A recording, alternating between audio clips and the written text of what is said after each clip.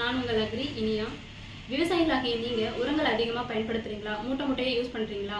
விளைச்சல் அதிகமாக இருக்குது, ரொம்ப காஸ்ட் அதிகமாக இருக்குது அப்படின்னு சொல்லி ஃபீல் பண்ணுறீங்களா? இதுக்கு மேலே உங்களுக்கு அந்த கவலை வேணாங்க. ஆமாங்க, எங்களுடைய தயாரிப்பான அல்மைட்டி தாங்க நாங்கள் ரெக்கமெண்ட் பண்ணுறோம். இதில் வந்து 11 வகையான நுண்ணுயிர்கள் வந்து இருக்குது. இது 11 வகையான நுண்ணுயிர்களும் 4 விதமாக பயன்படுது. பூச்சிகளுக்கு பூச்சி மருந்தாகவும், நோய்களுக்கு நோய் தீர்ப்பு மருந்தாகவும், பயிர் ஊக்கியாகவும், உரங்களாகவும் வந்து பயன்படுதுங்க. இப்போ வந்து அடுத்து என்ன பண்ணுறோம் அப்படின்னா 11 வகையான நுண்ணுயிர்கள், என்னென்ன நுண்ணுயிர்கள் இருக்குது, அது எப்படி வந்து பயன்படுது அப்படிங்கிறத பற்றி நான் சொல்கிறேன். 11 வகையான நுண்ணுயிர்கள் என்னென்ன இருக்குது அப்படின்னா Acetobacter, Bacillus megaterium, Frateuria aurantia, Trichoderma harzianum, Bacillus substances, Pseudomonas fluorescens, Metarhizium anisopliae, Verticillium lecanii, Beauveria bassiana, Gluconacetobacter diazotrophicus and லாஸ்ட்டாக பேசிலஸ் துரிஞ்சென்சிஸ். இந்த 11 வகையான நுண்ணுயிர்கள் என்னென்ன பண்ணுது அப்படிங்கிறது வந்து நான் சொல்கிறேன். ஃபர்ஸ்ட்டாக அசிட்டோபாக்டர், இது வந்து வளிமண்டலத்தில் இருக்கக்கூடிய நைட்ரஜனை தாவரங்களுக்கு கிரகித்து கொடுக்கும். ரெண்டாவது பேசிலஸ் மெஜிட்டாரியம், பாஸ்பரஸை வந்து மண்ணில் இருக்க பாஸ்பரஸை கரைச்சி தாவரங்களுக்கு வந்து கொடுக்கும். மூணாவது ஃப்ரெட்டோரியா ஆரன்ஷா, இது வந்து பொட்டாசியம் சத்தை வந்து தாவரங்களுக்கு எடுத்து கொடுக்கும். ட்ரைகோடர்மா ஹசானியம், இது வந்து நோய்க்கு மருந்தாக, அதாவது தாவரங்கள்லையோ பயிர்கள்லையோ வரக்கூடிய வாடல் நோய்க்கு மருந்தாக வந்து கண்ட்ரோல் பண்ணுறதுக்கு வந்து இது யூஸ் பண்ணுவாங்க. அடுத்தது சூடோமோனாஸ் ஃப்ளோரசன். சூடோமோனாஸ் ஃப்ளோரசன் வந்து பயிரில் வளரக்கூடிய பூஞ்சானத்தை வந்து கொல்லக்கூடிய தன்மையை கொண்டதாக இருக்கும். இதில் வந்து முக்கியமாக நெற்பயிரில் வரக்கூடிய பிளாஸ்ட் பிளைட், அதாவது இலைக்குலை நோய், இலை கருகல் நோய் முதல நோய்களுக்கு வந்து உருவாக்கக்கூடிய பூஞ்சானத்தை வந்து கட்டுப்படுத்தக்கூடிய தன்மையை வந்து கொண்டு இருக்கு.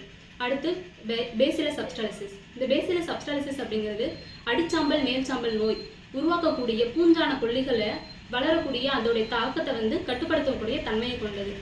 அடுத்தது வந்து மெட்டாரைசோபியம் அனிசோபிலே, வெட்டிசிலியம் லெக்கானி, பிரிவேரியா பிரேசியானா. இது மூணு வந்து என்ன பண்ணுது அப்படின்னா பயிர் தாக்கக்கூடிய பூச்சிகளை வந்து கட்டுப்படுத்தக்கூடிய தன்மை கொண்டது. குளுக்கோனோஅசிட்டோபாக்டர், இது வந்து தாவரங்களுக்கு ஜிங்கை வந்து சொலிபிளைஸ் பண்ணி, அதாவது கரைச்சி வந்து கொடுக்குது. லாஸ்ட்டாக பேசிலஸ் துரிஞ்சென்சிஸ். இது மாதிரி 11 வகையான நுண்ணுயிர்களும் 11 வகையான செயல்பாடுகளில் வந்து இருக்குது. இது 11 வகையான நுண்ணுயிர்களை நாங்கள் வந்து ஒரே பேக்கெட்டாக ஒரே பவுடராக வந்து நாங்கள் குளுக்கோஸ் கண்டிஷனில் வந்து நாங்கள் வந்து கொடுக்குறோம்.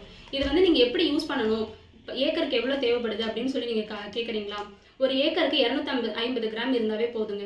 ஆமாங்க, 2லேருந்து 4 நாள் வந்து நல்லா தண்ணியில் வந்து ஊற வச்சு பயிர்களுக்கு வந்து தெளிப்பாகவோ இல்லை அடி உரமாகவோ எருவில் கலந்தோ மணலில் கலந்தோ நம்ம வந்து கொடுக்கலாம்.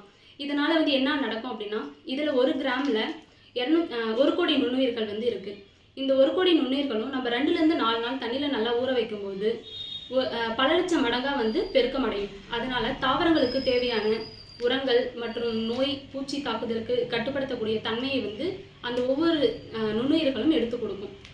இதனால் விவசாயிகளாகிய அனைவரும் இந்த ப்ராடக்ட் அல்மைட்டி இந்த தயாரிப்பை வாங்கி பயனடையுமாறு மிக தாழ்மை அன்புடன் கேட்டுக்கொள்கிறேன். நன்றி, வணக்கம்.